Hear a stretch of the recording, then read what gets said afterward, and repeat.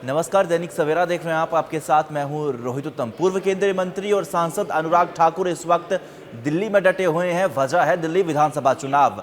आए दिन ताबड़तोड़ रैलियां कर रहे हैं, भाजपा के लिए पूरी दमखम दिखा रहे हैं। अब ऐसे में इसी बाबत एक बड़ा बयान अरविंद केजरीवाल के रिगार्डिंग दे दिया है। आम आदमी पार्टी को जमकर आड़े हाथों भी लिया है। बौखलाहट और हार के निशान अभी भी अरविंद केजरीवाल के चेहरे पर दिखाई दे रहे हैं। ये सांसद अनुराग ठाकुर के बयान है जो लगातार अब सोशल मीडिया पर भी चर्चा का केंद्र बने हुए हैं।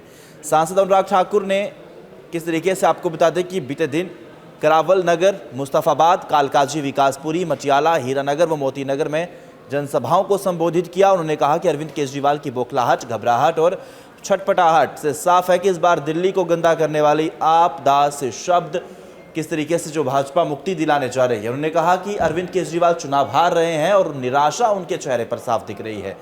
आप सत्ता से जा रही है, इसलिए बेतुके बयान भी दे रही है। तो ये बड़ी जानकारी है। अनुराग ठाकुर का बयान सोशल मीडिया पर तेजी से वायरल हो रहा है। लगातार आपको आड़े हाथों लेते हुए अनुराग ठाकुर ने क्या कुछ कहा, सुनिए। आज मैं आपके सामने एक उदाहरण और देना चाहता हूं। आप देखिए, एक और दिल्ली में भारत के टुकड़े हो हजार इंशाअल्लाह इंशाअल्लाह करने के नारे लगे। उनके साथ जाकर दो लोग खड़े हुए, एक अरविंद केजरीवाल, दूसरे राहुल गांधी।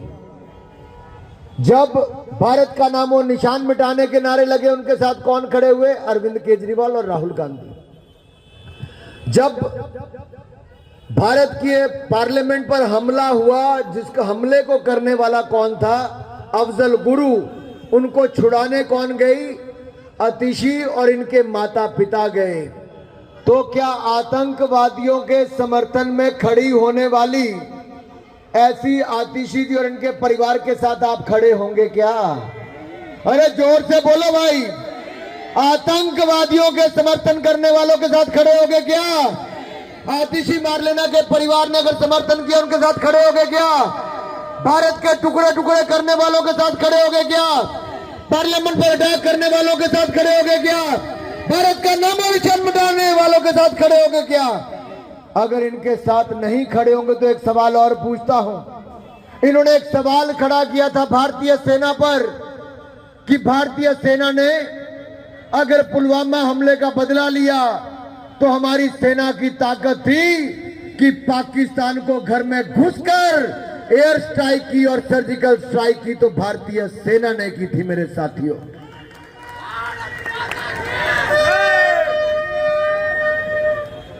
लेकिन अरविंद केजरीवाल जी ने उस पर सवाल खड़े कर दिए। सवाल खड़े कर दिए कि भारतीय सेना तो ऐसा कर ही नहीं सकती थी। डोकलाम पर हमारे सैनिकों ने मुंह तोड़ जवाब दिया, तो अरविंद केजरीवाल जी ने उस समय भी सवाल खड़े किए कि भारतीय सेना कर ही नहीं सकती थी।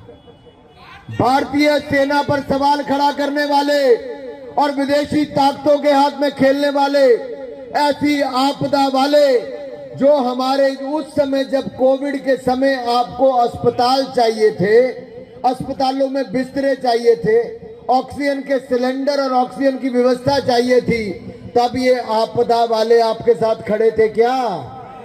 खड़े थे क्या? तो क्या मोहल्ला क्लिनिक में आपको बिस्तर मिला था क्या? अरे जोर से बोलो, मिला था क्या? अगर नहीं मिला था तो आगे भी कुछ नहीं मिलने वाला। ये सारी बातें मैं इसलिए याद करवा रहा हूं कि ये भोला भाला चेहरा बनाकर आएगा, जिसको 38 साइज की शर्ट आती है वो डबल एक्सएल शर्ट पहनकर आएगा। अगर 32 इंच की पैंट पहननी है तो 40 इंच की पैंट पहन के, खुली खुली पैंट पहन के आएगा और आपको बहलाने का प्रयास करेगा।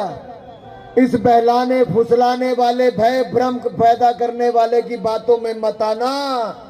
11 सालों में आपके फेफड़े इसने कमजोर कर दिए प्रदूषण के कारण। पहले कहते थे पंजाब में कांग्रेस की सरकार है, धुआं वहां से आता है। आजकल पंजाब में किसकी सरकार है? किसकी सरकार है? और कितने साल से है? 3 साल से आपदा की सरकार वहां पर भी है। वहां पे खालिस्तान समर्थकों के साथ खड़े हो जाते हैं, यहां आकर दिल्ली में आपके शरीर में धुआं फैलाते हैं। साथियों, इन लोगों से मुक्ति पानी है तो मन पक्का रखना होगा और बाकियों को भी मनाना होगा, घर घर जाकर जगाना होगा। रमेश